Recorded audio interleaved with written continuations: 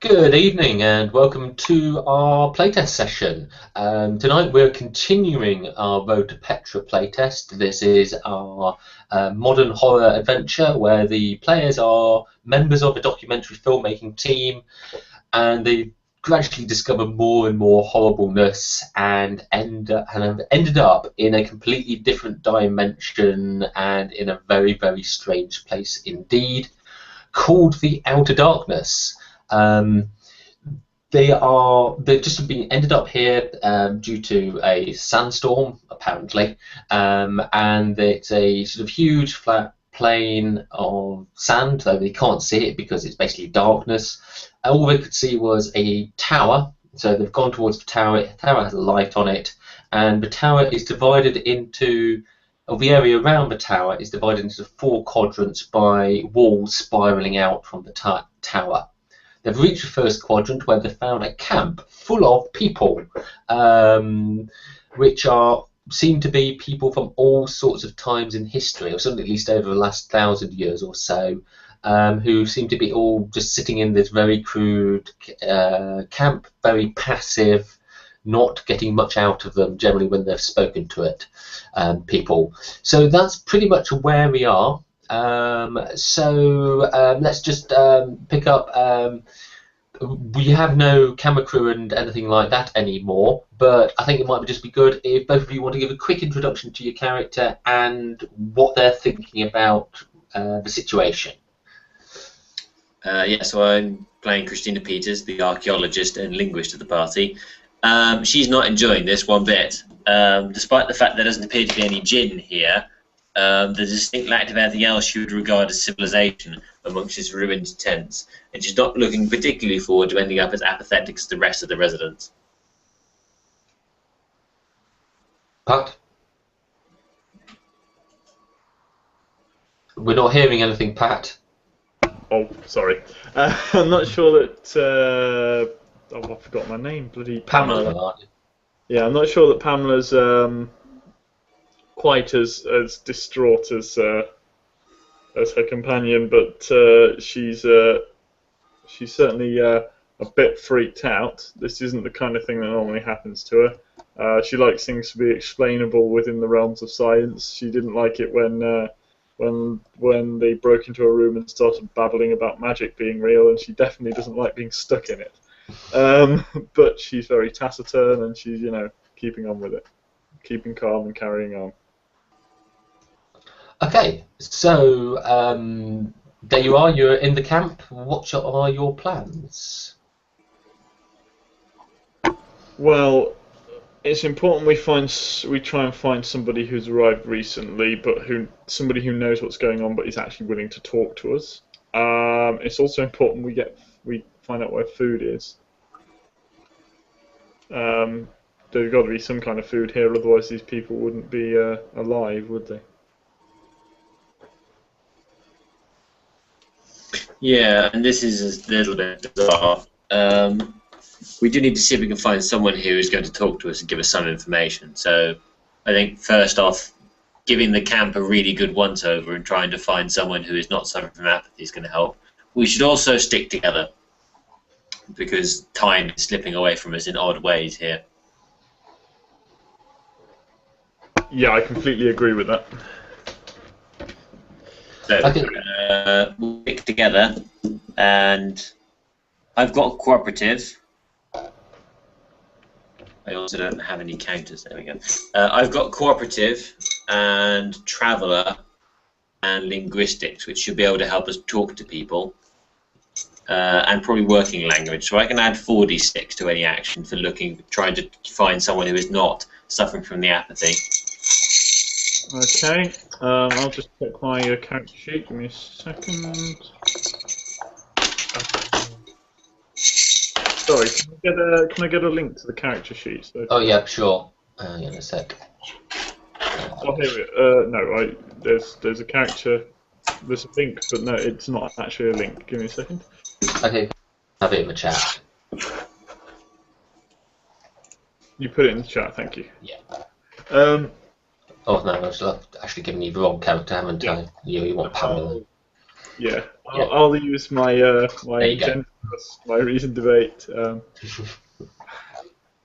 Yeah, you should have the right link now. Let me bring it up. Get rid of you, and you're no longer needed. Yeah, that's me. I will use my cool under pressure, my sharp eyes. If we're looking for somebody, we need sharp eyes to see them. My diplomacy, because if we're talking to people to find out who's apathetic, knowing, appearing diplomatic is always a good thing. I'm going to say situation awareness and public relations. So that's 5d6. Okay, so yeah, you're both rolling lots and lots of dice, so go for it. If I can add distinctive looks to that, I can make it 6d6. I don't think that's really going to help you. I mean, I can't see how it would work. 0, 0. Ooh, Hang so, on, yeah, looking at 5d6. I've just noticed a bit of a problem with my sheet. Mm-hmm. All my abilities are 1d6 plus 0, but some of them are shown as character points being higher. Have a quick look. It's done 70 points. Fuck off, spam people. So, which particular one are you looking at? Cool under pressure and sharp eyes. Oh, yeah. Regularly. The rest of them are all CP4 1d6 plus 0. Is that? I'm not sure if the typo's on the actual rating or on the character points. That's probably It's on the dice where the dice are wrong because the points get added up to automatically on the stat block, and the stat block is 70, so it must be the dice value. Where I'm actually signed in, and I'll just change those. Yeah, that's great. It was well spotted because I'm sort of editing this at the moment, so that's a great spot, Pat. Well done. 6 plus 4. Okay. So, yeah. What are you looking at, Jay? What's your total there? 4 and that's 18. 18. Pat? It's just occurred to me that none of those are static, so I can't have them all. Ah. So 4d6 plus 4. Let me just roll those. 1, 2, 3, 4. Roll.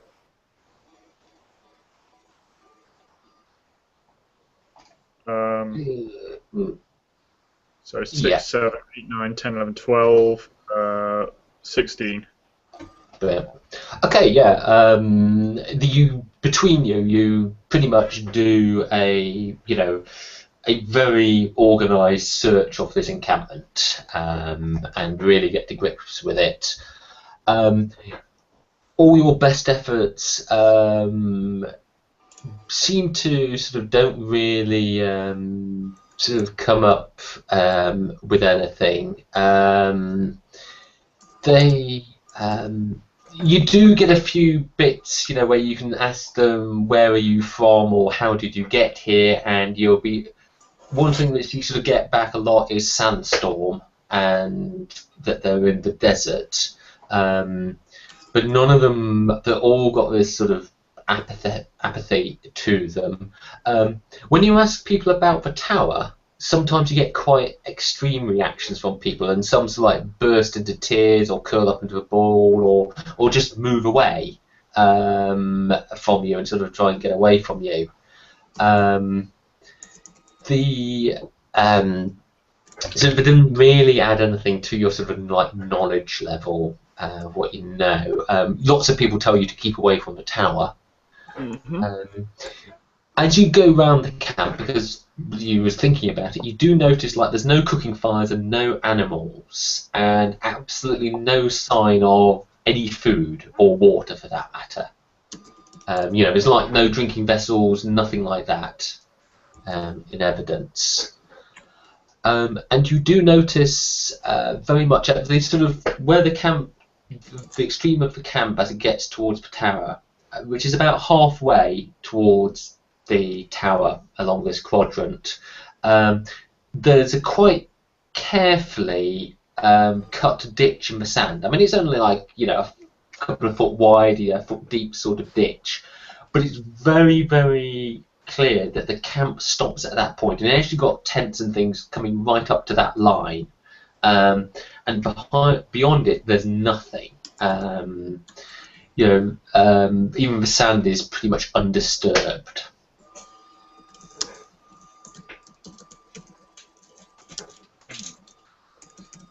Okay, it's a ridiculous question to ask, a little bit rude. Is there any sign of anyone pooping?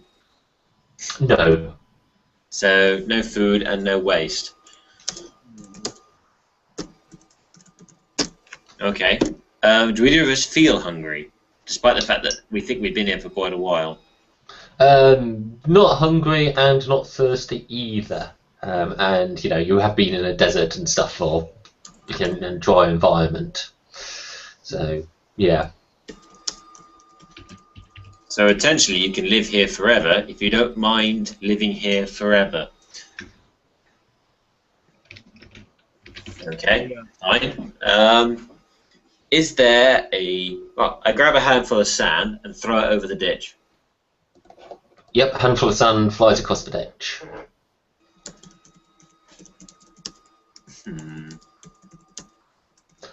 Pat, you do notice that as you sort of like standing there and Christina throws some sand across the edge of the ditch, a few of the people nearby are looking slightly more alert than you have done before. They just like seem to be keeping an eye on what you're doing. That's interesting. Try doing that again.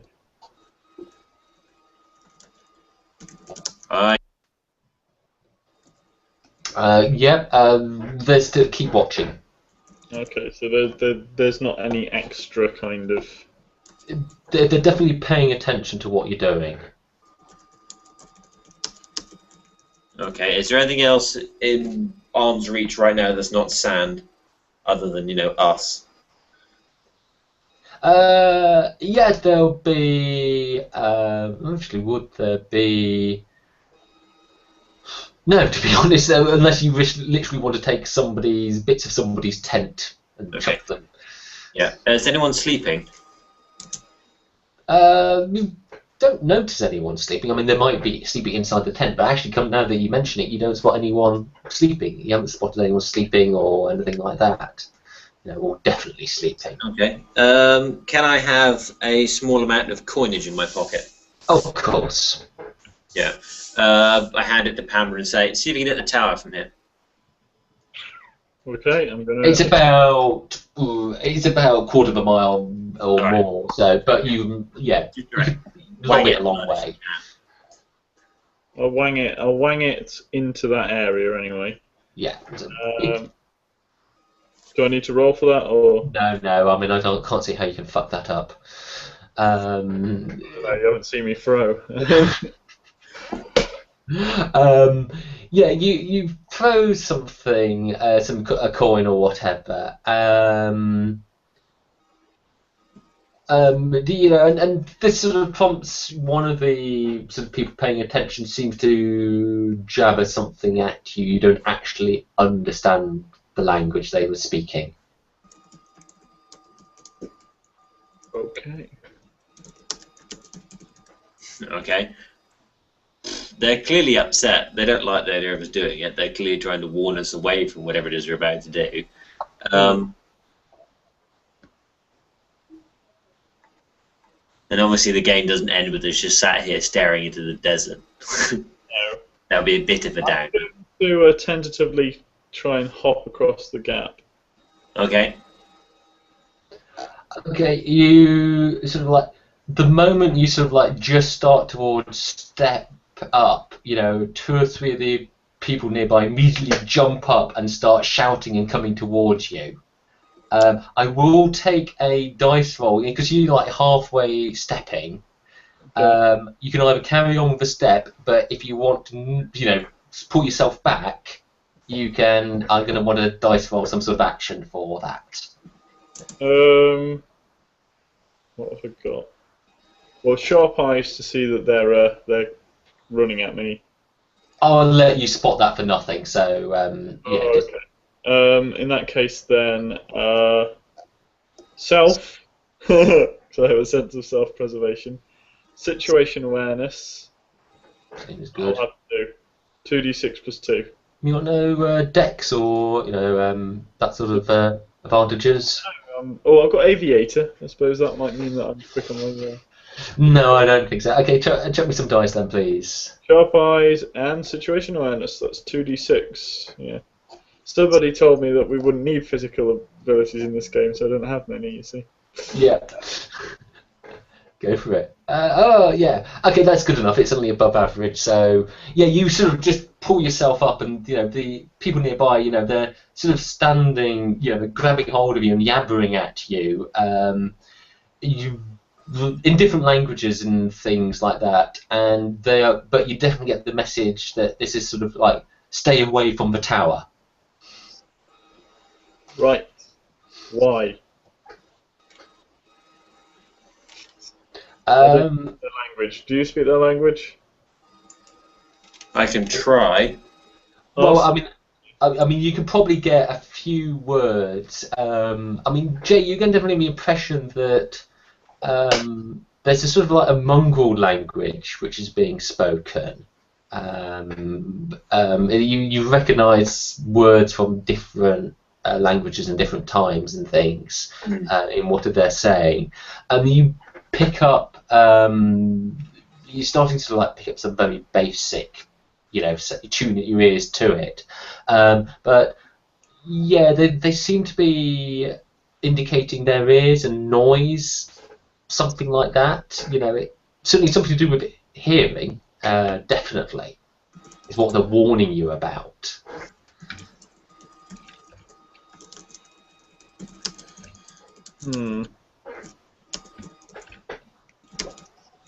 Something. Oh, okay. So if you make too much noise, something might hear you. I want to try traveller, socially adept, working language, and linguistics to try and get a better understanding of what it is that I think they're saying. Okay. 46.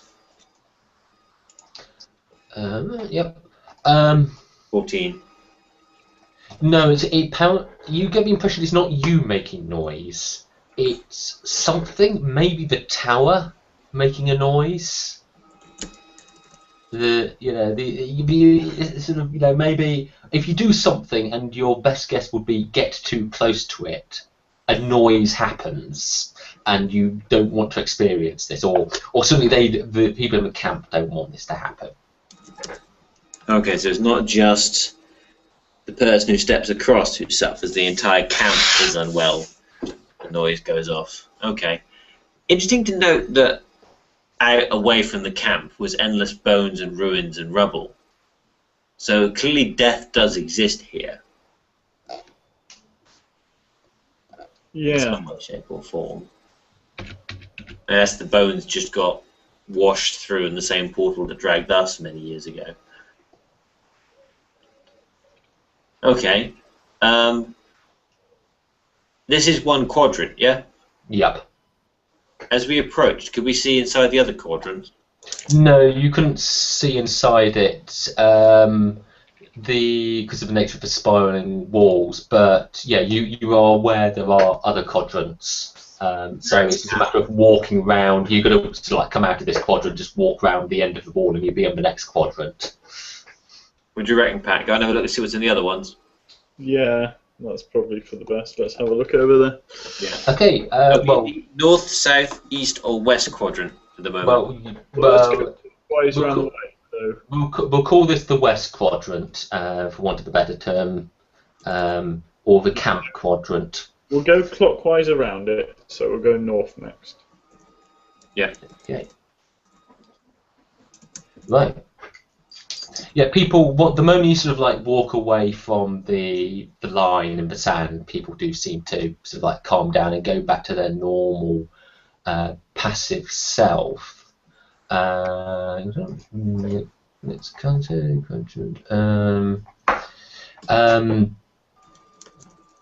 Yeah, and as you sort of like you walk out of one quadrant, you just sort of like walk around the edge of the wall, and of course the walls. walls slope down. So at the top, at the tower, the wall's 200 feet tall, and as they spiral down these sort of like half-mile length or so, they get lower and lower. So for quite a long way, they're only like 2 or 3 feet tall, so you can actually see into the next quadrant before you actually get into it. And as you are moving towards the next quadrant, couple of things. You do see, when it's clear you're going into the next quadrant, a few people do seem to be paying attention to what you're doing.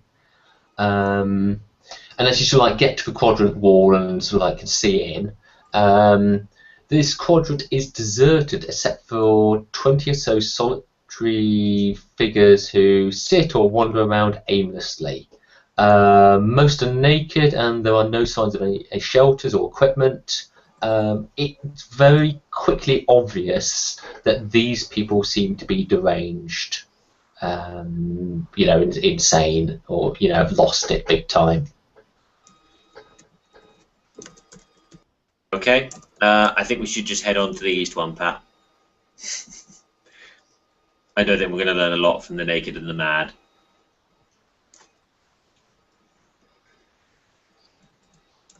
You're muted, Pat. I said, yes, let's go. Yeah. Okay, so move round to the next quadrant. Okay.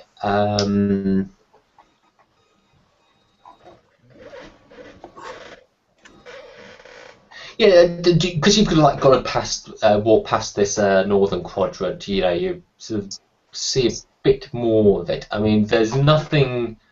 What thing you do notice is the red sand in this area. Everywhere is red sand. It's quite badly churned up in places, and large gouges, several feet deep and tens of feet long, are sort of like all over it, and various pits. So something's churned up the sand quite badly, or people have done something to the sand here. But you walk round to the next quadrant, to what would be the east quadrant, and you spot, you can see very quickly, is there is a much smaller camp occupying this section, and it's thinly scattered over the entire quadrant, but most are around about the halfway point. The tents and shelters are very crude, worse than they were in the other camp, and some 100 or so occupants there, again, similarly worse dressed, and some are even naked. The camp occupants seem to be spending time, a lot of them seem to be staring at the wall, as in the walls of the quadrant, the spiralling walls. Okay, how close to the walls do they get? Oh, some are right up to it, some are touching. In fact, some seem to be doing something to the wall. Well, let's go and have a look what they're doing. Yeah. How close to the tower do they get? Good question.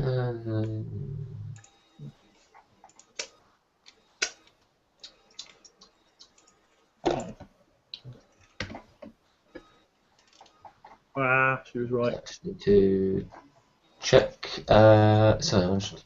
Hang on, I missed.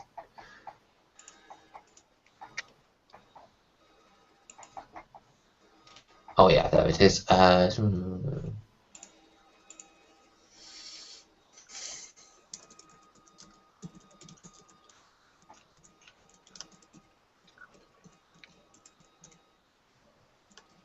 Okay, yeah, there's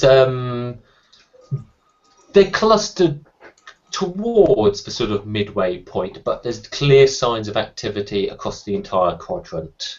Even if there's not someone standing in it, there's somebody. Are there any tents on the other side halfway?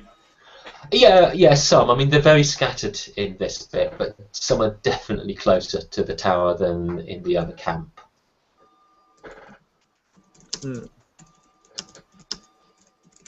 Okay, we go up and see what the guys touching the walls are doing. Okay. Yeah, you sort of move in, and the sort of like, well, what things you immediately notice is that there are symbols have been carved into the stone of the walls here.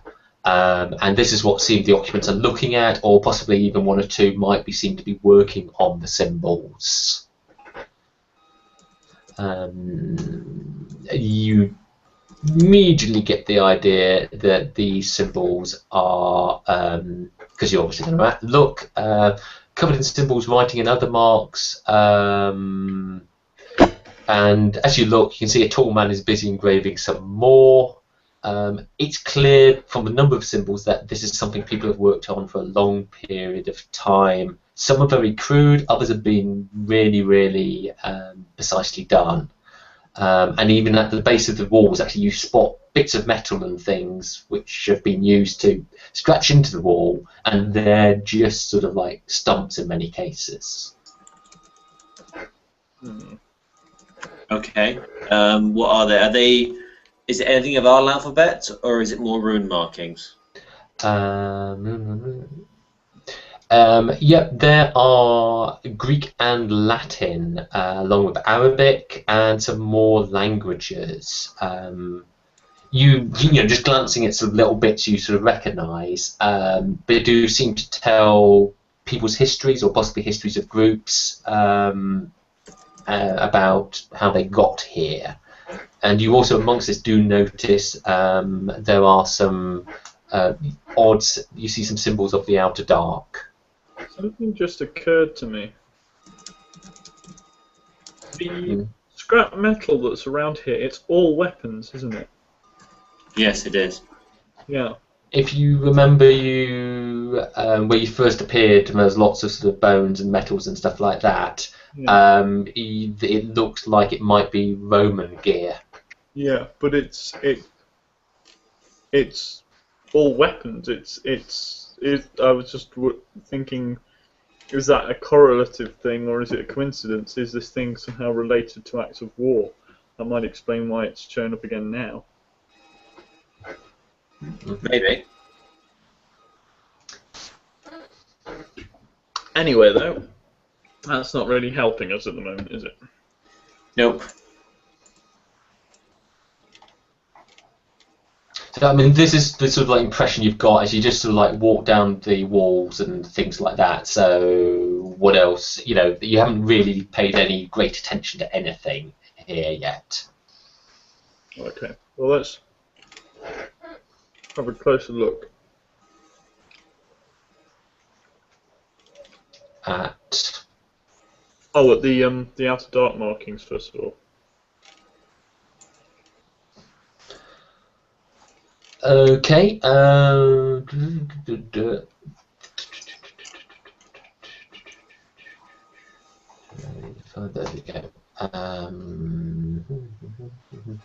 Yeah, you spot some familiar symbols of the outer dark.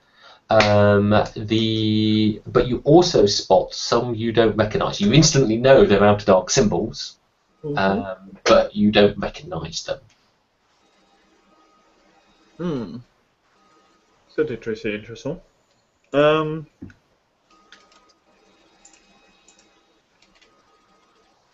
I'm not a linguist, so I can't really read the stories about how people got here.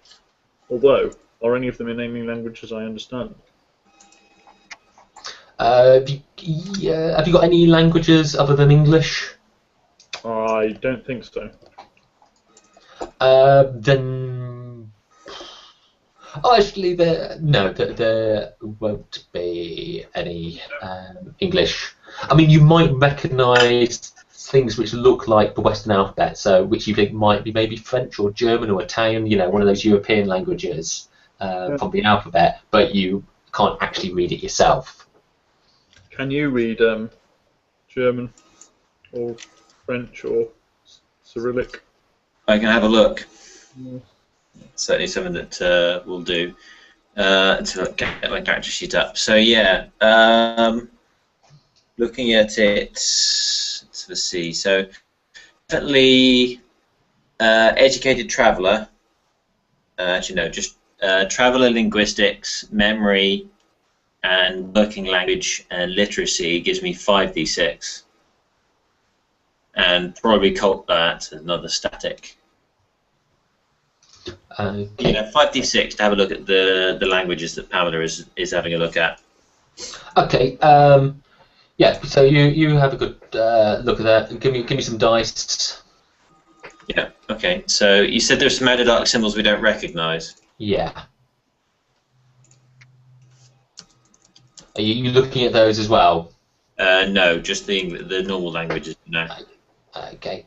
Is that 55113 there? Yeah. Yeah. Okay. Yeah. You sort of look at the sort of modern languages. The one you sort of particularly find out there's there's a bit of Italian, a bit of German. Looks like some troops in the Second World War have ended up here. They now you know a bit of history, so you know they never actually got to the Sinai Desert themselves. So they were in the sort of like Libyan desert and further west. So they've come from a slightly different place from where you came from, but within certainly the same part of the world.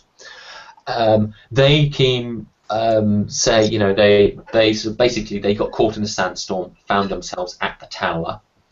There's sort of a few notes and stuff basically filling in what you already know about you've sort of got the idea that you don't need to eat, you don't need to drink, you don't need to sleep. There's sort of some comments along those lines. You sort of like read through because there's very little actually in the modern language. You take a look at the sort of like the Greek and Latin. A lot of the sort of information is familiar. It's the same. It's just obviously different people, different places. All seem to be come from being caught in a sandstorm in a desert. One thing you notice, because this will no doubt cross your mind, is there's no mention or indication that anyone has left. Yeah. But there is mention of a door, and some of the symbols of the Outer Dark. It seems to be that people are using those symbols in an attempt to reach the door. But again, there's no indication that anything has worked.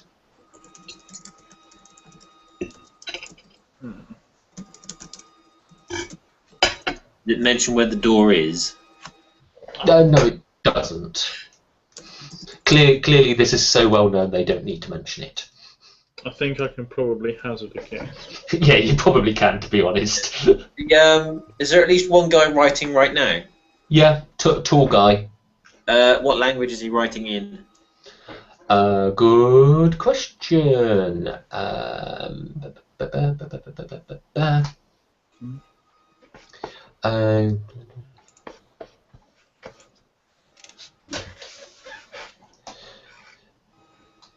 He's probably writing in very old Arabic, probably something Greek, Arabic. Aramaic? It's Aramaic. That would have been about sort of like 0 AD sort of language, give or take a couple of centuries over either side.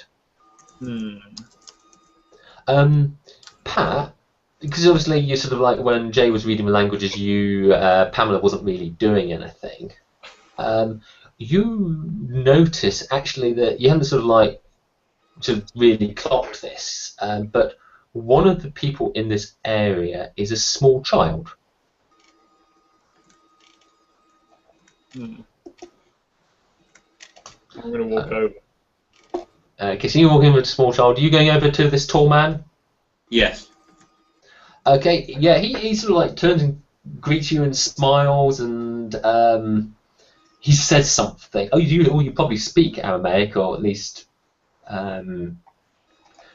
something similar. You, with a little bit of sort of effort, you will find you can communicate, at least basically. You've got to, it's like you're both speaking in your third language, but you can get sort of ideas and words across with him. And he seems friendly and welcoming. That's the tall man. The boy, as you sort of wander up, he's looking at you, and actually, as you get closer, you realise he's not as small as you thought. He looks only like 7 or 8. He's an Arabic child with intense grey eyes, but he's dressed in dated Western clothes. But as you look closer, you actually realise he's probably a bit older than you first thought. He's just small, and maybe coming on 12. Just at the sort of edge of puberty. And he's really just sort of like sitting and sort of really paying attention, staring at you. Maybe you don't get any older here, or he's been here very long. I'm going to go up to him and say hello. What language? English. I'm just going to say hello in English. Hi.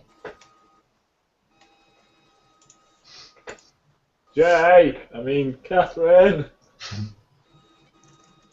Hello. How long have you been here? He sort of looks a bit perplexed. Are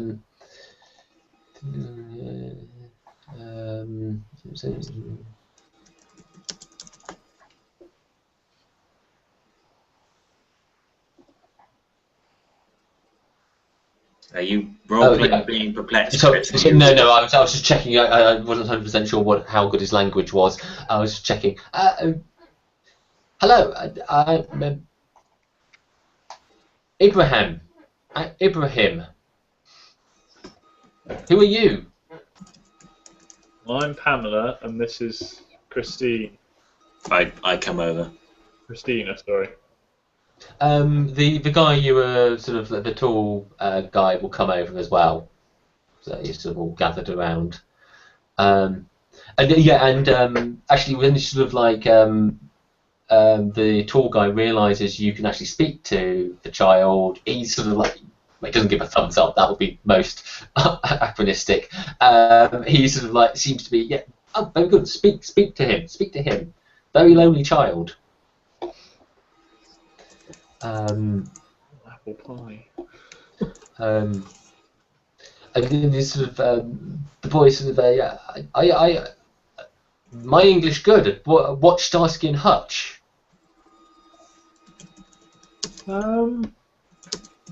What? How old are you, Ibrahim? I'm 12. Good. How old are you? I don't know. I suppose 32, about that sort of age. Good an age as any. Yeah.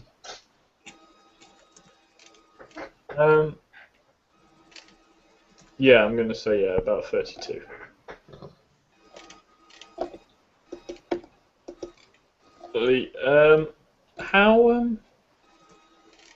Ibrahim, can you tell me what year it is? Don't know what it is now. It was 1977. Right. I got there was a sandstorm and you sort of seems it has a pained face on its expression, then sort of like perks up and say, "But long time ago."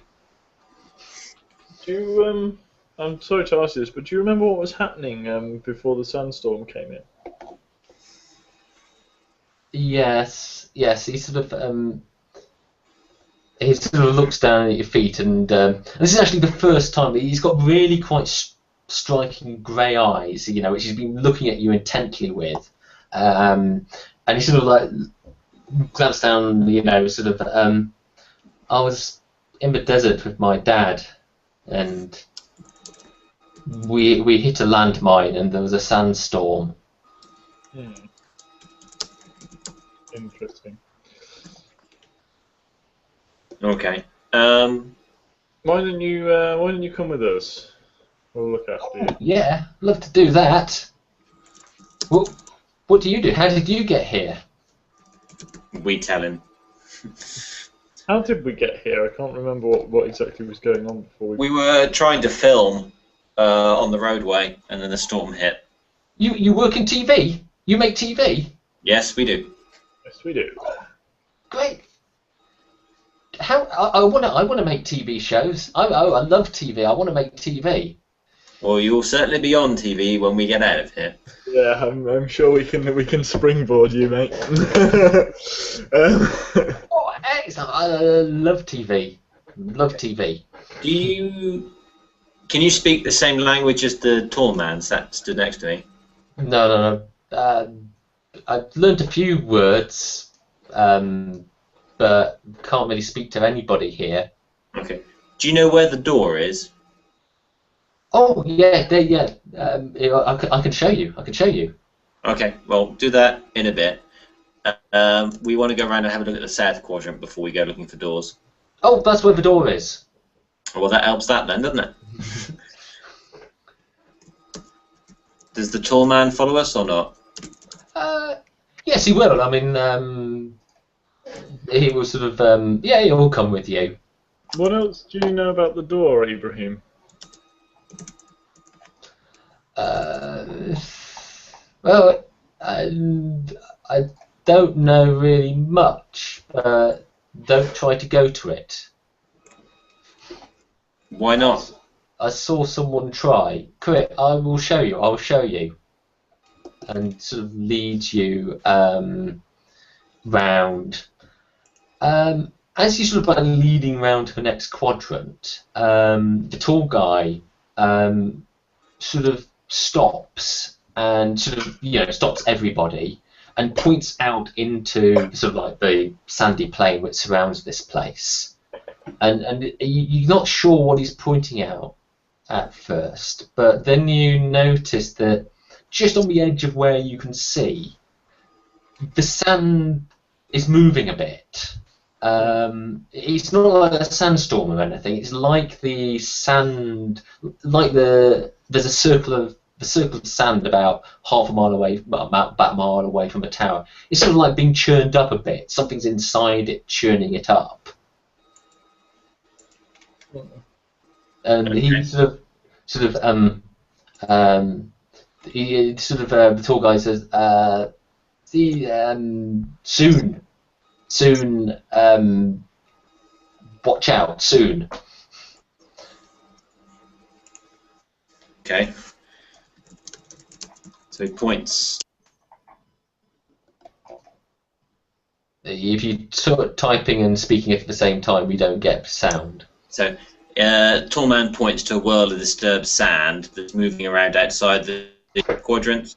It's like, as you sort of stop and look, it's like the entire area, the entire tower, is surrounded by a circle of this disturbed sand. Yeah, so, we've seen no other disturbed sand or indeed had any wind since we got here, have we? No. Yeah.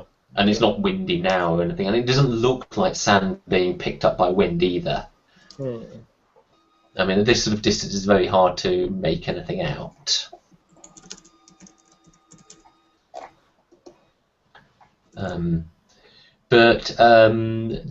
You're led round to the south quadrant. This quadrant is empty except for several hundred statues, and at the base of the tower there is a door.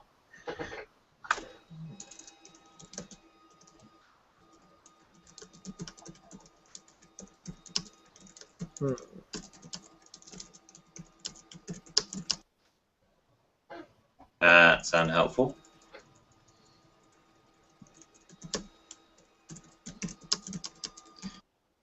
Tower base is the door. The statues, are they frozen people? Very lifelike poses, all made of the same redstone, the same colours as the sand.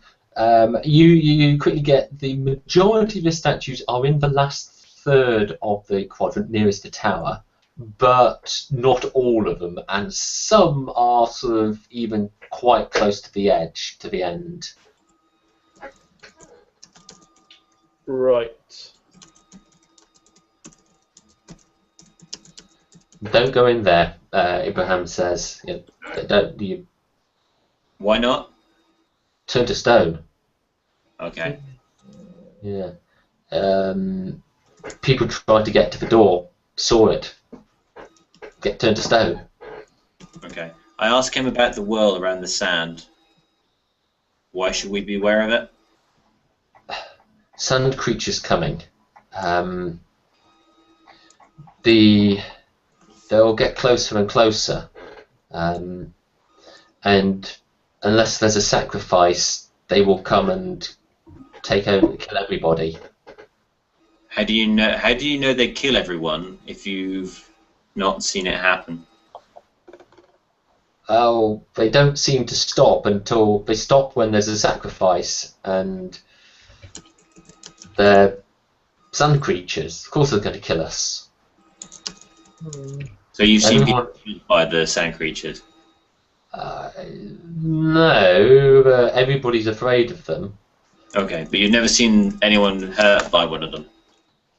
No, it happens sometimes. They seem to get closer and closer, and then there has to be a sacrifice, and then they go away.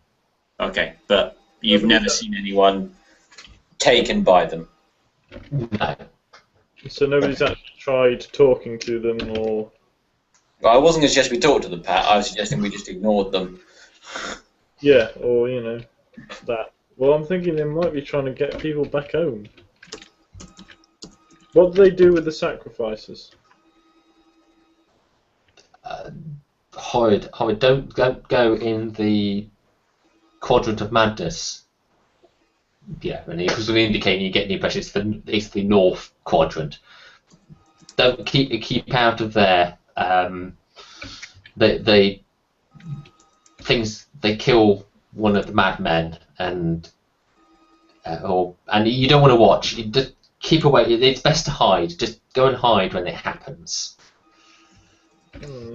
He looks quite genuinely upset by just thinking about whatever it is happens. So he has seen someone with the East Quadrant get eaten.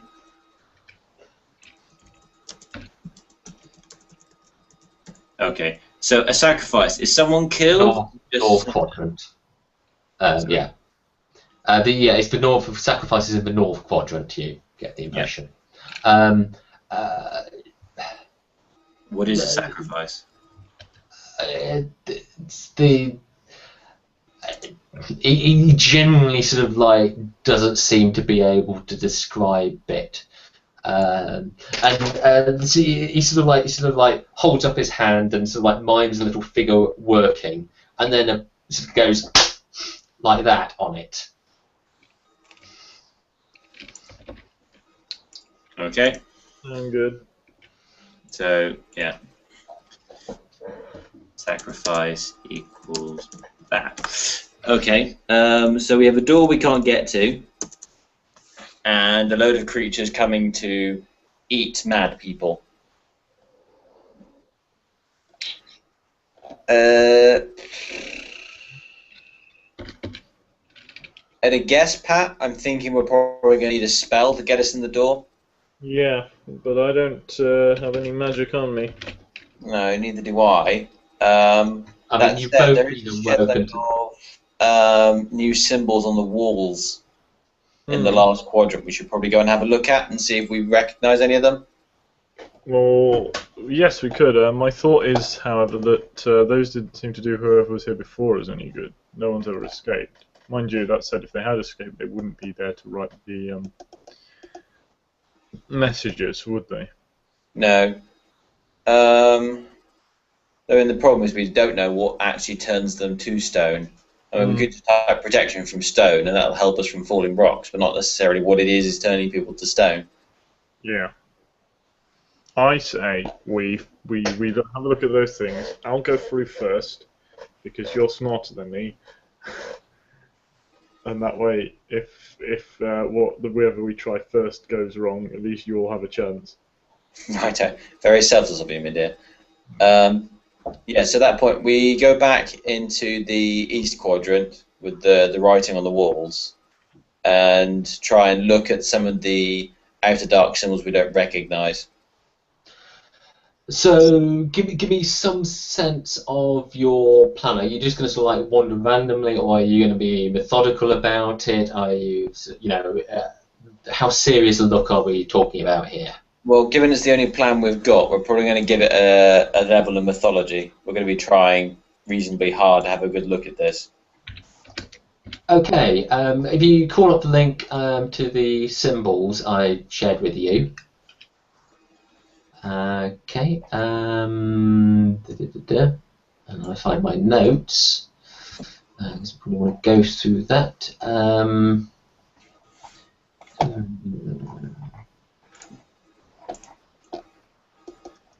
I've just lost the bit where I'm looking for. Oh yeah, there we go. Right. Yes, the load of symbols being used. Okay. I'll just call it symbols.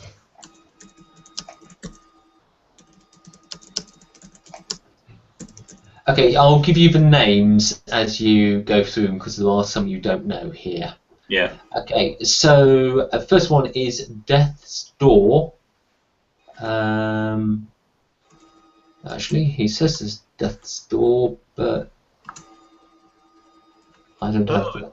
Now it's a sandstorm, isn't it, for an entrance? Well, I think actually there's no Guardian. Right, okay, come back to that one because I think I've changed the name and haven't changed it on one of my documents, and I no longer know which one it is. A1, top left, yeah? Well, no, I'm reading them out in a particular order, so just make a note there's one which may or may not be called Death's Door, and we'll come back to that one. Right, which is that on the picture, Chris? I don't know because I haven't labelled it correctly on my picture. Okay, there's the Eye of a Storm, which I think is third row, first one along, which you've already seen. Guardian, which is second row, second along. Mott, which is third row, third along. You've had that one before. Sorry, third row, second along? Third along. Yeah. Mott, sorry, no, the Mott, or Carpi, or again, I've sort of, I've really got to screwed up some things. Yeah, that was top right, so top row right, and Romans, which I think you've already found, is fourth row bottom right. Soul Eater, which is top row middle. Starstone, which you've definitely had, which is second row, third along. And Tongue, which is top left.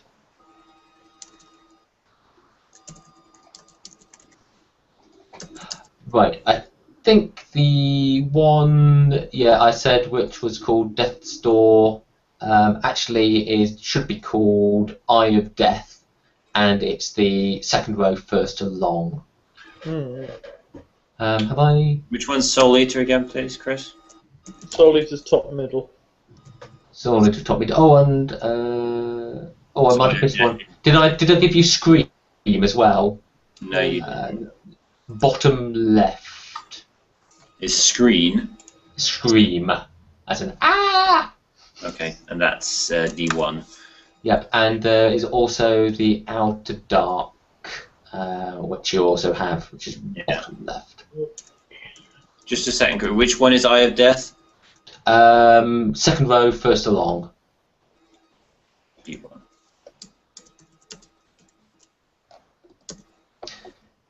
Okay, Outer Dark was Bottom row, middle. yeah. D2. Okay, so we've got Guardian, Eye of Death, Soul Eater, Tongue and Scream, and Carpi. Yeah, no, you've also got the ones. Yeah, they're the new ones. You've all the ones you had before, as I mentioned. Yeah. Okay, right. Interesting. What the hell is Carpi? The tall guy, the tall guy who actually now you're talking, he's got one. He's quite tall and got very distinctive eyebrows, quite projecting head. As he's sort of looking at, he points out at the swirling sand, which now that you've sort of like done all this sort of studying and checking and stuff like that, you look out, actually is a lot closer. Clearly it's a lot closer. He points to the Orkabi symbol.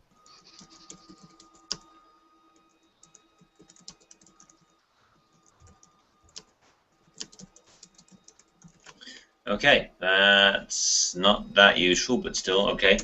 So I don't really particularly want to be made a sacrifice, so I'm kind of in the mood for just bugging out through that door. Right. Guardian. Romans. Or outsiders. Tongue and scream. Yeah, we've got Sunstone as well. Pat, any ideas? Don't forget that you can take some time to actually study the symbols in depth and maybe get more meaning from them. Well, not that much time, because there's things coming to eat us.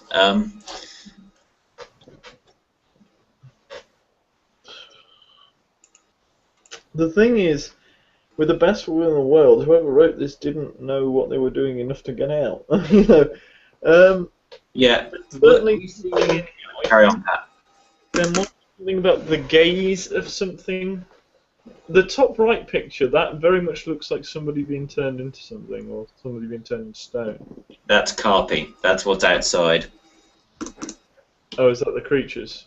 Yeah, I think so. Yeah, you're pretty sure that's for sand creatures. Right. The Guardian, I can see. There's a Guardian here, and there's an Eye of Death. I think there might be something to do with that. The Guardian's eye. Yeah. Healing your soul? Would that turn you into stone? What do you know about that? Could do. I mean, there could be a way of someone describing it in a odd language. There's From where we stood, which was quite far away, could we see any engravings or markings on the tower? The tower the tower itself is of the red stone. Actually, no, of black stone. But there is a pattern on it. There's bands of a sort of brownish, you assume, stone sort of on it, and sort of not like horizontal bands, but you're sort of like wrapping round and maybe making some sort of pattern you don't know, but it's not just solid black.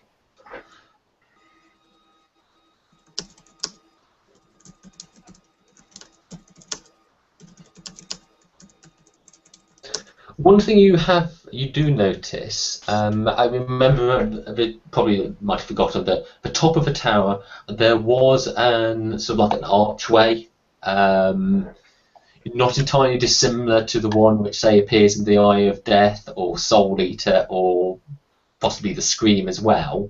Mm. And it took you a moment, it took you a little while to realise this. But there's something very fucking wrong about that archway, because you realise that no matter where you are looking straight at it, dead on. And actually, when you sort of like the two of you can sort of like wander apart, 50 foot, and you'll both be seeing it dead onto your own eyes. Something weird going on. You can hear some shouts and noises happening from one of the other quadrants.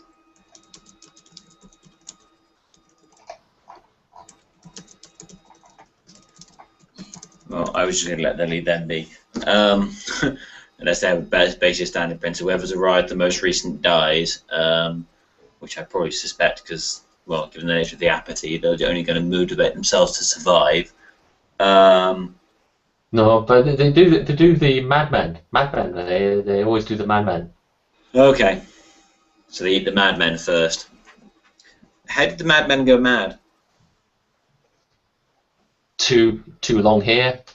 Who knows? Or maybe they don't. Maybe they don't sort of like just sit and wait, or people who try and do things. Maybe they're the ones who try to get out. Maybe that's what sends them mad. Or maybe the noise. That might do it as well. Okay, so thinking quickly. Alright. We have a set of symbols. Basically need to work out what we reckon is going to be a set of symbols that's going to get us close enough to that door, like getting turned to stone. I mean, on the walls there are clear notes of symbols people have tried. So one of the things you could do is go through and. Have people put spells up or just single symbols? No, multiple symbols, whole spells and things like that, which you can sort of, and they all sort of like seem to be thinking about the one. I just lost the page again. There we go. Certainly the Eye of Death crops up an awful lot of the symbols people have tried. Are there any symbols here? Sorry, some of the symbols we know already. Are they not here? Yes, there's one. Which symbol is that? The one beyond. At which point, you sort of suddenly this, you sort of suddenly have, oh, hang on, there's one symbol we've not accounted for, and just then, Ibrahim goes, the tongue, and sort of like runs and sort of seems to it just sort of like goes and hides. Sort of half buries himself in the sand, and you can't help but notice that out of this archway, on this impossible archway on top of the tower, a thick red tongue. It's definitely a tongue. Starts to emerge. And it doesn't stop, and it is just like sticking out, wobbling in the air, completely unsupported, and it's just growing longer and longer in length. It is flopping around, and you can see goblets of something splattering everywhere, and it's sort of like flapping around, like a lizard's tongue does when it's sort of like tasting for food or whatever, trying to smell things. And then, do you think that relates to the tongue on the yeah, of course it does. So yeah, that's the symbol it refers to. Yeah, and then it sort of like drops down. From your point of view, it drops out of sight, but clearly it sort of like smashes down onto the ground somewhere in that north quadrant. And there's a lightning bolt, sort of like all around the archway, lots of lightning going up into the black sky, and slowly the tongue withdraws back and disappears. It takes a little while because this tongue is, best part of half a mile long, so you're just watching this transfixed. And sort of slowly draws back, and the tall guy sort of like taps you on the shoulder and points out into the desert, and you can see the sand is clear. Okay. So sacrifice to the tongue. So sacrifice to the tongue clears the sand demons. But speaking to Ibrahim, currently buried, who summons the tongue? Oh, in that quadrant, go too close. If someone goes too close. In the north? Yeah, in the north. You go too close, tongue comes out. Interesting. Always dangerous to go towards the tower. All the quadrants, it seems to be dangerous, though some of them are worse than others. Okay. So in that, hang on a sec. We've also got Scream. and they were talking about a noise. You're right there. So scream is the defense in the south quadrant. Sorry, west we started in, wasn't it? Yeah. So I'm probably gonna guess that Soul Eater is going to be the defense in the door one where we saw the statues. That's yeah. I wouldn't say that's a poor assumption to make. When we've seen the one beyond previously, Chris, Mm-hmm. what kind of spells has it been used in? It was one of the first things you found.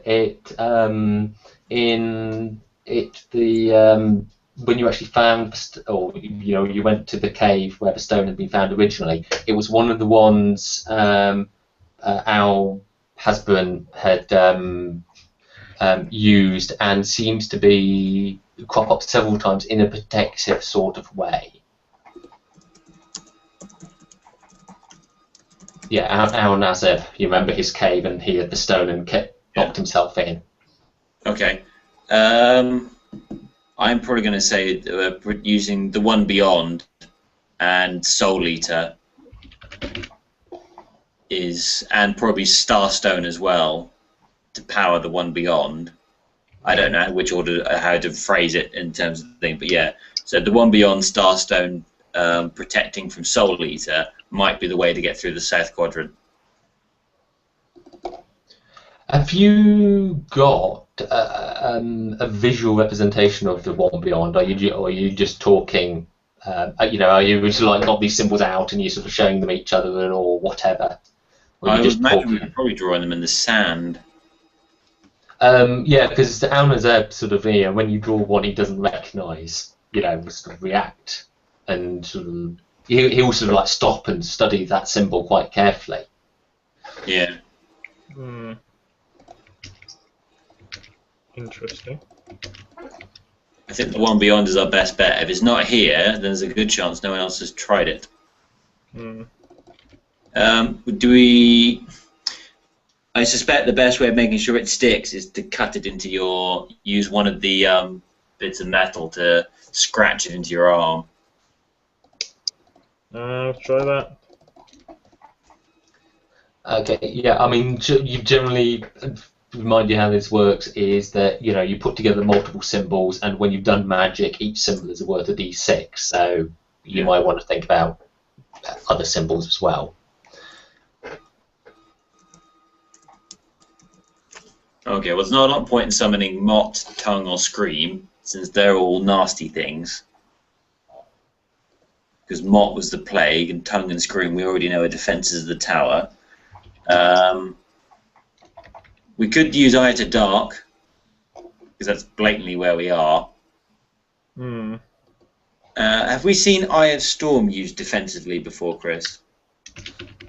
No, you haven't. Just quickly, Chris. What was the set of symbols used by Tarif to get through the portal under the well? Oh, okay, yep. That's a good question. Come to the page. In the well.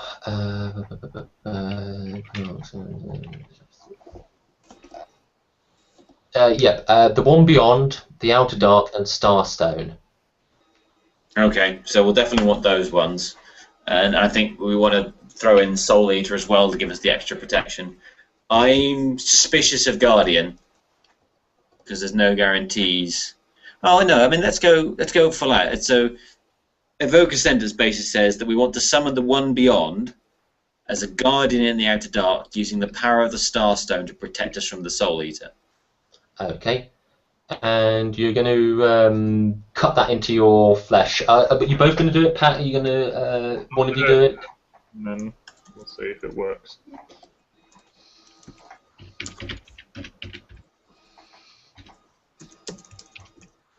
Okay. I quickly ask Ibrahim If Soul Eater refers to this is what happens to the south in the south quadrant. Yeah, not Ibrahim. Because he didn't seem to know much about the symbol, but the tall guy. Yeah. Does he seem to No, associate Soul Eater with the south quadrant? no, he doesn't. He points to here for Soul Eater in this current quadrant. It's Eye of Death. Okay, thank you for What that. you're looking for.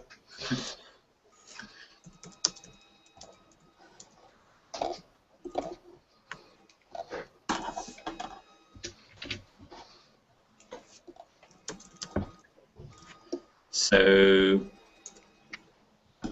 Soul Eater is where are we in the moment? We're in the south, aren't we? Yeah, south. So Soul Eater is the south. So there's Tongue in the north, Scream in the west. East was the door, yes. No, east is where you are. So east is Soul Eater, and south is Eye of Death. Yeah. Okay. So what's your plan then for symbols? Yeah, to scratch in Pamela's arm, the one beyond and the outer dark, using the star stone to protect against the Eye of Death. So, one beyond, outer dark, star stone, guardian, Eye of Death. How many is that? 5. Right. Okay. Yep. You can actually use 4 effectively because you get it basically costs 1 potential dynamic potentially each. Yes. So take your pick. Well, actually, you can use all 5, but you're only going to get 4 dice. That's fine. How it works. Okay, and you're going for it, Pamela, are you? Yeah, I am. Okay, guys, I'll just mention that if you weren't run a few minutes late, we can probably wrap this up today. I'm happy to do so. Yeah, a little bit longer. Yeah, because otherwise it's really going to be a runt for next week. So, yeah. Okay, you cut the symbols into yourself with a rusty, blunt piece of metal. Yep. No risk of danger there. Okay, well, Pat, 4 dice then, please, and then tell me what. But actually, no, don't roll yet. Tell me what you're doing about approaching the tower. Okay. I'm going to approach it with confidence. No, I don't mean sort of an action. I mean sort of describe. Are you like going to run? Are you going to walk? Are you going to be very cautious? Approach it with confidence, confidently, with my hand outstretched, with the symbol scratched into it. Okay, so you're sort of like you're doing all like the palms of your hands, and you're walking towards the tower like that. Yeah. Okay. Right. Okay. You sort of start walking up. Ibrahim and the tall guy will sort of stop at the edge and watch. Jay, are you going to just watch from the edge or go a little way in? Watch Or at the edge for now because I haven't engraved myself yet. Okay. And you walk confidently towards the door, and well, let's say I'll roll a dice. That's the proper gaming way of doing it. 6 is really close to the door. 1 is not very close at all. Okay, yeah, you're only about 2/6 of the way through, well, 1/3 of the way towards the door. I would like a dice roll from you. Just any dice or... Those 4d6 for your symbols, please. Okay.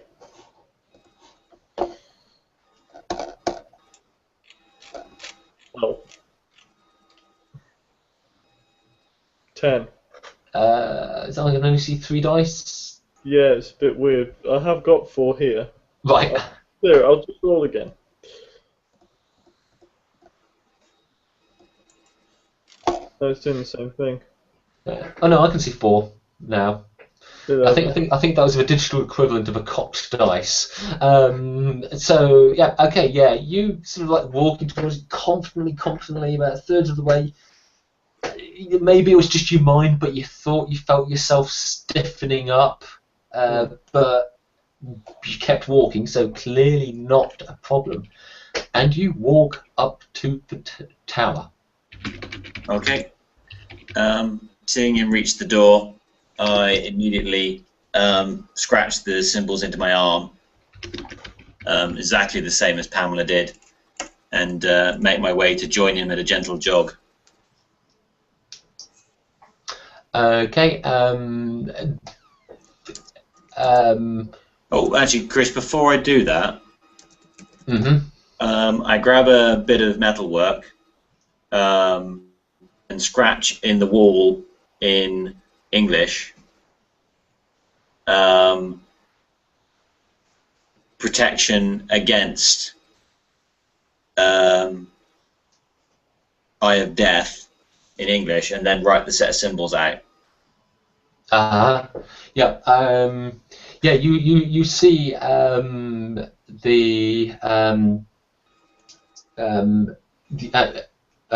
tall guy will sort of sort of nod and sort of smile and sort of like and seems to scratch something else in there in Aramaic or Greek, and okay, and you sort of go towards the tower as well. Might as well do the same again. All right, yeah, you're about 2/3 of the way through. Give me a dice. Give me some dice. Okay, just a sec.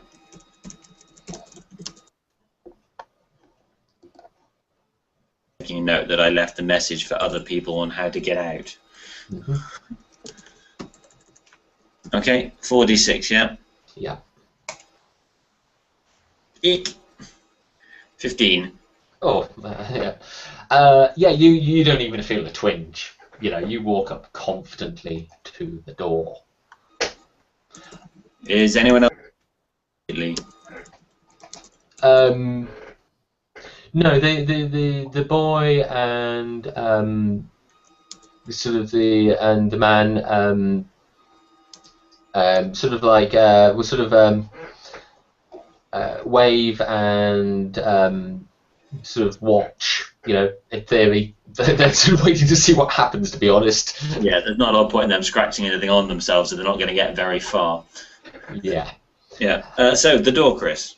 Yeah. It's sort of like it seems to be part of a tower, sort of made of the same stone, but it's quite clearly a door and sort of like not a door handle, but a bit you can grab and pull the door open with.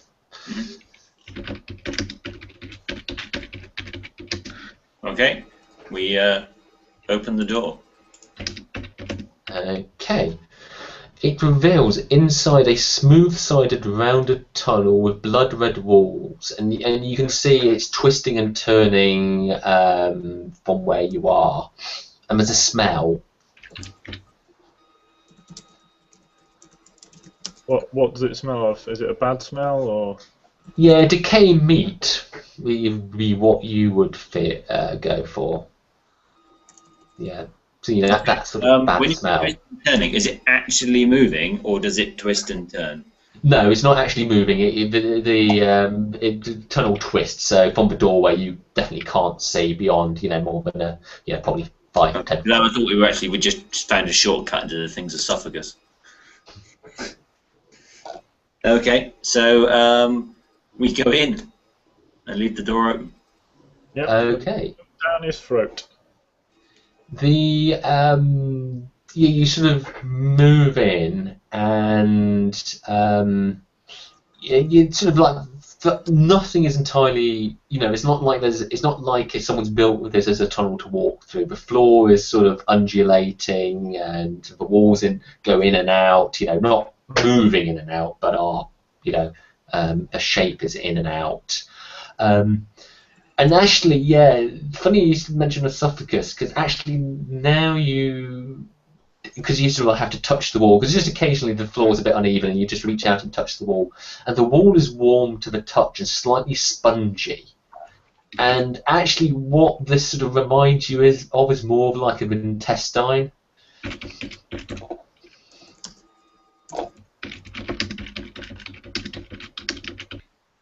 Joy. Break into a jog? I asked Pamela. Yeah. Yeah.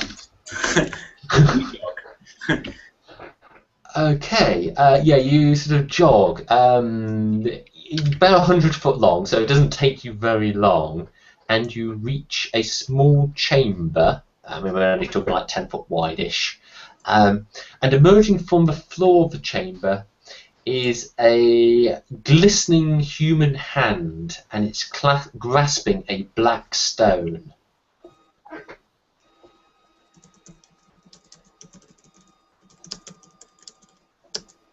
I'm going to take the stone. Does it look like the Starstone? Yep, it certainly does. Okay. Before Pamela goes near it, I push her away a little bit and say, we probably don't want to touch that without protection from, well, everything. Mott, I'm thinking, is another good one, given that wherever this thing goes, it causes... What were the symbols written in the Hermit's Cave? Make me look. Good question. Hermit's Cave. Locations. And I said cave. It is Mott, Starstone, One Beyond, and Outer Dark. Okay, and we were pretty sure he was using that to contain the Starstone power. You're absolutely sure he was. Yeah, so on my other arm, I'm going to carve the Hermit spell. Okay. As you sort of like doing that, and you're sort of standing around this arm, jutting out of the floor,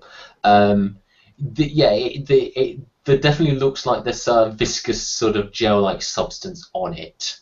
But you can also see there are faint henna tattoos on the arm of Outer Dark symbols.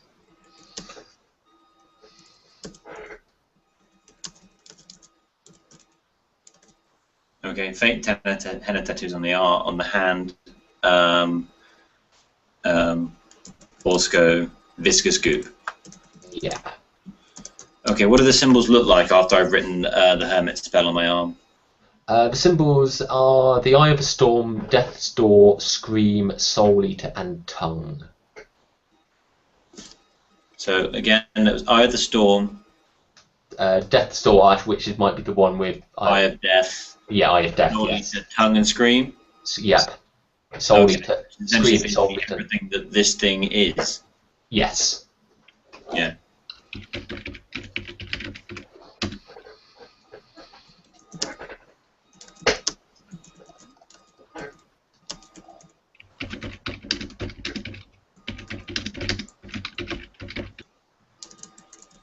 Okay, having carved the protection from Starstone on me, I move in and pick it up. Okay, so tell me exactly how you're doing this. Carefully. Okay, so you sort of it's gripping the stone, so you're sort of like going to reach out with the hand with the symbols on. Was the hand with the protection from Starstone on. okay, and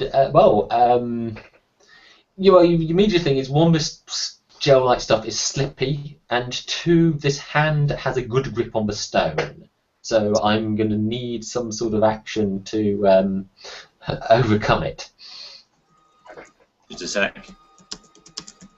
Goop is slippy and grips stone. I can't. So having immediately found that I can't get any better on it, I ask Pamela if she can have a go after I've immediately carved the Hermit spell on her arm. Okay, I'm going to try it. Okay, what have you got for this? What have I got? Cool under pressure. Mm-hmm. Self-confidence. I will arm wrestle this stone from this fist thrusting out of this untested-like floor. Think differently. Maybe force isn't the way. Okay, and how are you thinking differently? You know, where is that? You know, You don't have to take the stone out of the hand. Maybe I have to encourage the hand to let go of the stone. Okay, well, you know, follow. What other advantages are you putting with that? Do I still have the bit of bit of metal that I recarved. That I must have since I just carved something into my arm. I'm going to stab it with that. Okay, yeah, it's definitely like stabbing a hand. The hand doesn't seem to react, but you actually sort of like draw blood. So if you're thinking, can I cut all his fingers off? The answer is yes, you can. That's exactly what I was thinking. And I'm going to turn to my more intelligent partner and say, do you think that's a good idea? Yes. Right, then. It's a shame we don't actually. Right. It's a shame we don't actually have a proper sword. We could go out to the Roman gear and see if we could find a proper sword. I don't really want to risk going back out there. Yeah, I got the feeling that we were only there because because of some arbitrary We got lucky, really, generation system. Huh? Yeah. I don't know. Stab it under the fingernails. I'll try that. Does it work? No, it doesn't seem to be reacting to pain. It doesn't seem to lessen its grip. Dear diary, today we tortured a god. I don't really want to chop his fingers off. It seems rude. I'm just going to try and yank on it and give it that 3d6 plus 3. Give it a swift kick. Okay, yeah, go for it. Because the goop is slippery, then giving it a swift kick may make it pop out the other side. Yeah, well, just grabbing, holding it, and yanking, I've got 10, 20, 26. So you sort of grab hold of it and slip off immediately. I mean, this goop is slippy. What's in the room with us? Nothing. Right. The only thing we got with us is some tarpaulin. Yeah, you're probably still dragging that around, yes. Well, it's slippy. If we wrap some tarp around it, it might be easier to get a grip on. Or we just pull it out, yeah. It might just slip around the tarp. Try giving it a kick. I'll give Not it. trying to get hold of it, just try blunt impact. I'll give it a kick. Okay, go for it. Yeah, you can probably use the same things again. You can probably try it together, actually. I'll let you... Any ability that will allow me to kick it. I don't have a kick ability or strength or anything like that. But you can always take potential actions, I mean, some of the things, cool under pressure, think differently, they still apply. What you're using is just, rather than using it to grab, using it as sort of a mechanism to kick it free, where basically you're nullifying the effects of the goop, Oh yeah, that's a point. Yeah. Because if we're kicking it, we're not getting hold of it. We're using the goop to our advantage, and it'll help reduce the friction between it and the hand. So all I'm going to add is my cooperative, which is a d6. I'm going to use self. I'm going to use cool under pressure. Is cool under pressure okay? Yeah, I'm happy with it. You're in a really strange place, having to do something quite odd, so seems reasonable. Think differently. And I'm going to do sharp eyes. And the way that I'm explaining this, is I'm looking for the nerve cluster just behind the elbow. I want to kick it right in there, really hard. Kick the stone, Pat. Oh yeah, that's all that. I'm thinking. Well, I mean, just sharp eyes to kick it in the right place. I'll go with, to be honest. I was going to say kick the stone because it will kick it out of its grip. Can I use science and understanding of friction? Yeah, I think so. Yeah, you can work out, right angle to kick it out to, sort of like least resistance on the hand. Yeah. So, but yeah, we'll just kick it further into the palm. So yeah, 2d6, science and cooperative. Well, that's a mixed bag. Freaking binary dice. And I roll 4 dice plus 4, which is 8, 9, 13. I think you've got more than 13 between you, haven't you? I've got 7. How many did you get, Pat? 15 on my own. No. Brilliant. Okay. You kick the stone. The stone pops out of the hand. And that very moment, the tower explodes.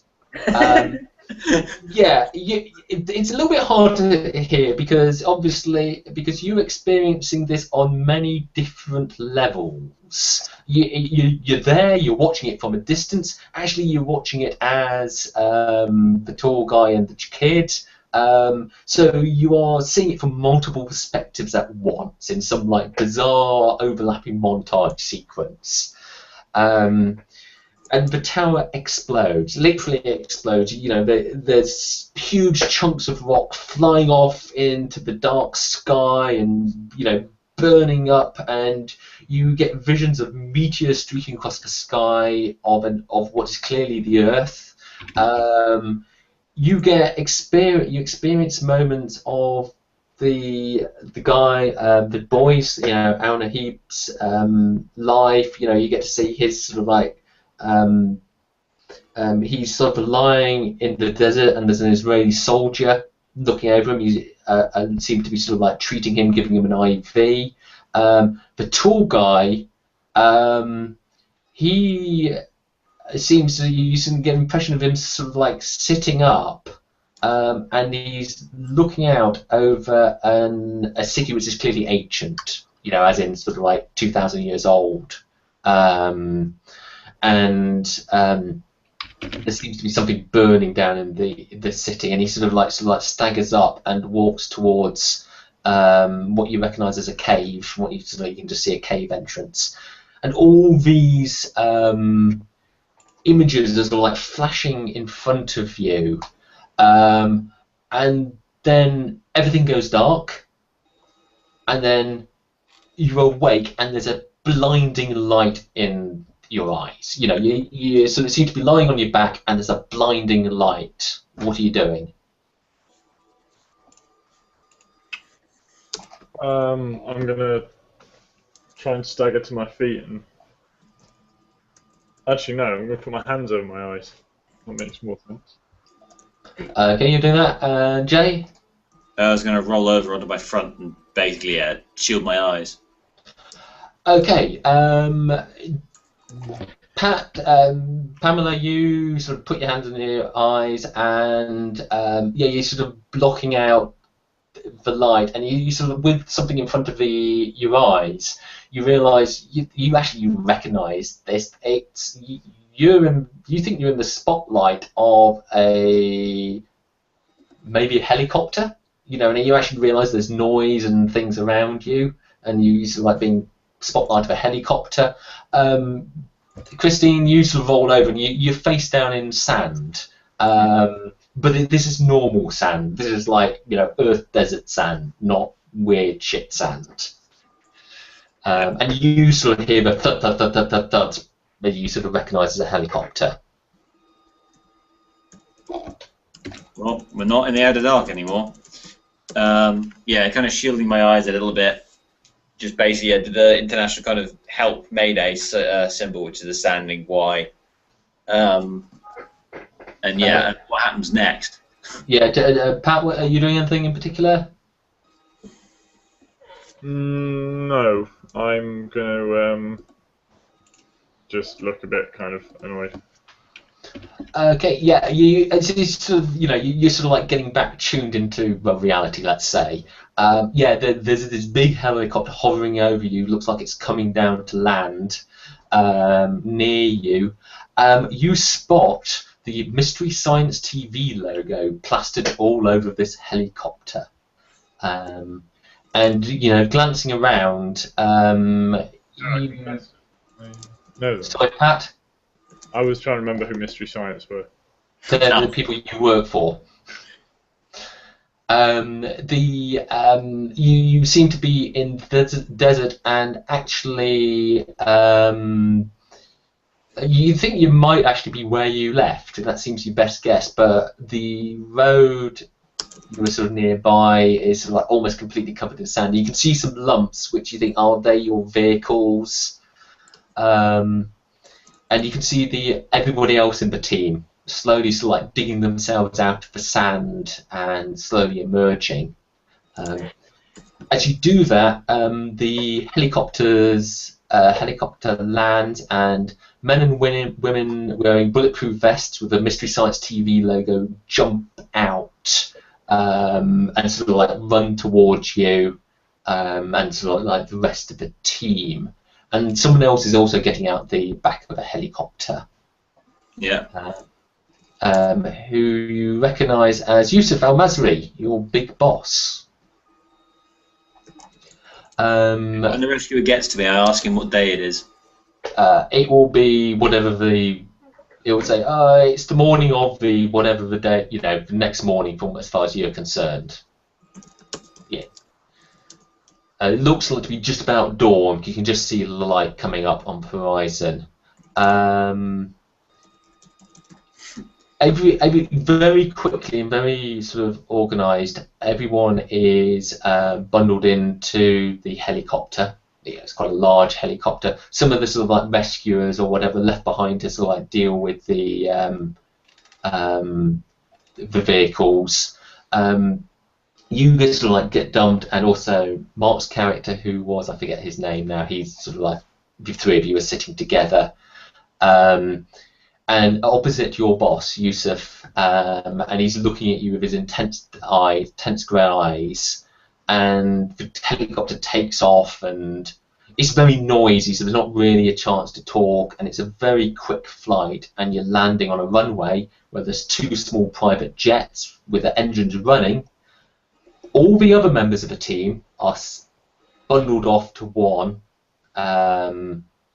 plane. You two, Mark's character, and Al-Mazri get onto the other.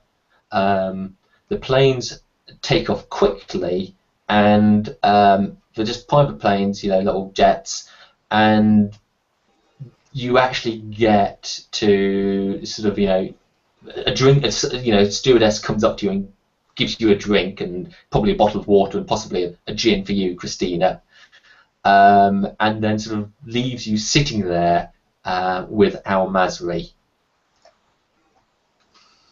Okay, what does he want?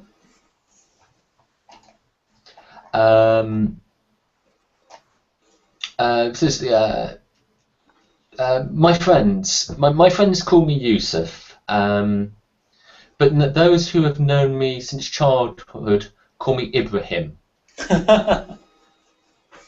Nice. Fair enough.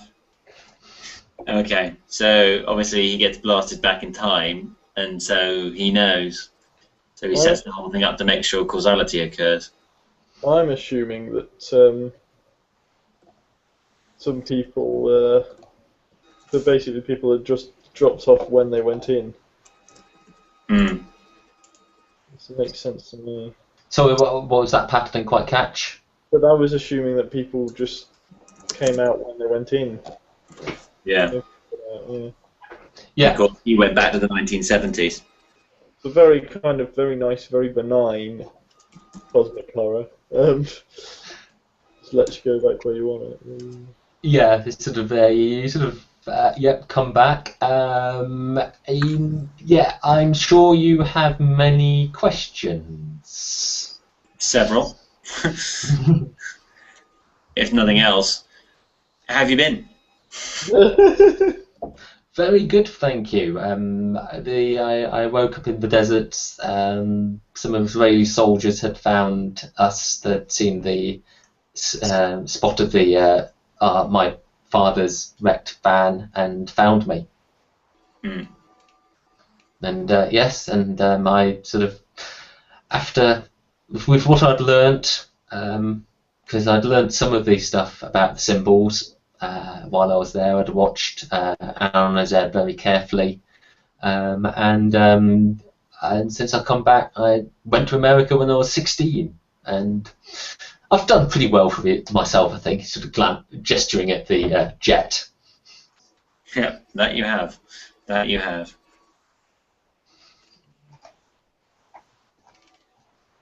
Fair enough. Do you know if anyone else got out? I cannot be for sure. I mean, I sort of have tried to find things out, and there are reports of Allied soldiers or Axis soldiers being lost in the desert and being found later. So as far as I can tell, everyone who was alive when the tower exploded returned to their own time, roughly about when they left,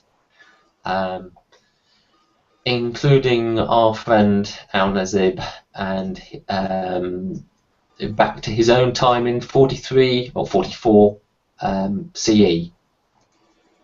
How is this linked to the time disturbances? All of it. It's all linked. It's all well, it depends where you start. Al Nazeb was the tall guy with the distinct eyebrows. You saw his skeleton in the museum. He went back to his time, which was the same time that Yazin had gone back to, who you saw in the Ghosts. Yeah. He defeated him, took the stone, and Yazin was cast back into the Outer Dark, and as best as we can tell, as crazy as it sounds, he became the tower. Right. The exploding tower gave us the meteors, both in 43 CE and the recent one, and it's an impossible time paradox. I spoke to some, about 10, 15 years ago, I got heavily into quantum mechanics and physics and things like that, trying to understand this. I don't understand it. It just is. How the paradox started, whatever, I've no idea. But I knew that I had to make sure that you came on this film TV program, you investigated things you investigated, and ended up at the tower. Fair enough, because otherwise we wouldn't be there to rescue you. Yes, and so I don't know quite what would have happened then. So it seemed the safer option. Okay. My apologies for the distress this might have caused you along the way. Not a problem. Obviously, you couldn't have told us too much. Otherwise, we'd have known too much when we got to the Outer Dark. Yes. Yeah. I'm assuming that, given that how much you know, that you've been trying to keep a handle on the magic? I have, yes. Yeah. So I'm assuming all our shows are going to end up being heavily edited. Yeah. I'm not sure quite how much of that is actually going to be broadcastable, but yes. Certainly, obviously, as Mystery Science TV own all the footage, and obviously we will present the programs in the way which we think is fitting. Of course, you are free. I wouldn't dream of sort of like trying to force you to keep quiet if you don't, but let us be honest, your story is going to sound pretty crazy. Yeah. The only thing I can ask for, can we get some cosmetic surgery lined up? We've had to mark ourselves to get out. Absolutely. Believe me, we will take great care of you, and you will be ridiculously well paid for your time. And any way we can help you in the future, we will certainly do. You will always be able to speak to me. I'm very interested in more of the research you've got. A research establishment could easily be formed. Where would you like it built? Well, let's start. Well, obviously not where we went in, but somewhere in the West Bank would make sense. That would be wonderful. It would fit in my philanthropic projects perfectly. Yeah.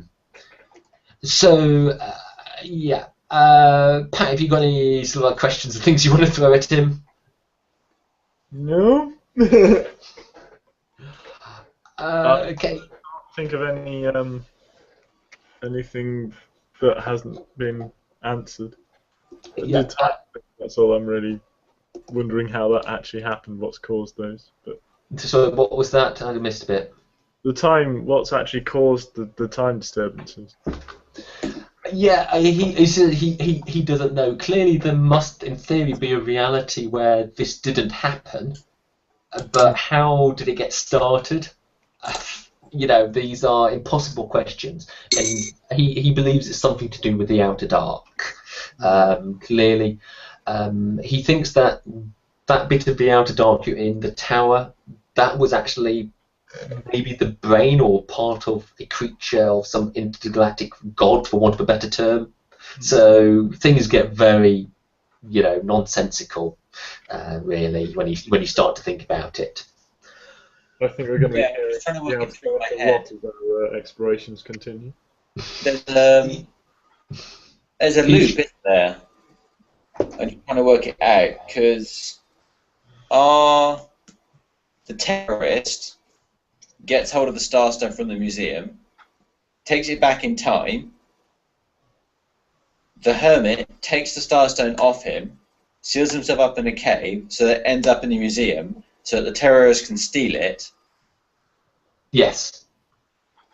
And all those events are, there's the shooting stars, which are bits of a tower. That's what the stone is, if you hadn't worked out. It's a bit of a tower.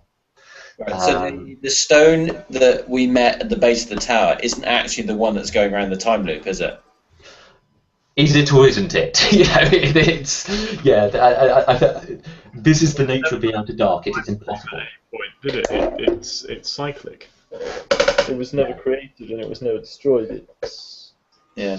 Well, we never destroyed it. We just kicked it out of the hand. No, exactly. So yes, it's a complete loop on time. Fair enough. All right, that's a good game, Chris. I enjoyed that. It's a good puzzle game. Good. I'm glad you enjoyed it. I think if we'd have played it like in sort of like normal sessions, but face to face, and a shorter time frame, I think you might have guessed who the two people in the Outer Dark were, or there's a bigger chance you would sort of like twig before you got on the plane. You were told, but yeah, that was quite satisfying for me to have that sort of big reveal. But yeah, I'm glad you enjoyed it. It worked very well for me. You got a lot quicker through the tower bit than I thought, because you avoided getting distracted by the horrible tongue and the other horrible things which happen. Yeah, well, there's like, these are horrible places. All right, we won't go there. Yeah, and thinking that key thing, which symbol isn't on the walls? That's the critical one. Yeah, because obviously people have been here long enough to have tried everything else. Clearly, the thing they haven't tried is going to be the ones that are going to be of best advantage to us. Yeah, and that is the symbol you find first in Aunazeb's cave. So it's the one he learned. So yeah. Oh, because we taught it to him. Yeah. Righto. Yeah, if you're interested in sort of like trying to put it together, there is actually a timeline, because I felt it was absolutely necessary. And I'll just share it to you in the chat there. And obviously you can go and read the whole adventure now, so you can sort of like see how everything ties together. And I think it does. I think everything, given the impossible nature of the time paradox, it fits together. Okay, well, that has been the Road to Petra. Thank you very much for playing. It's great because I've edited finishing, because I'm going to finish editing it tomorrow, hopefully, or at least next phase. So that's great. And if you're watching this, it will be available for sale sometime fairly soon. So thank you, Pat. Thank you, Jay, and thank you for playing. Run this. Cheers, Chris. Bye bye.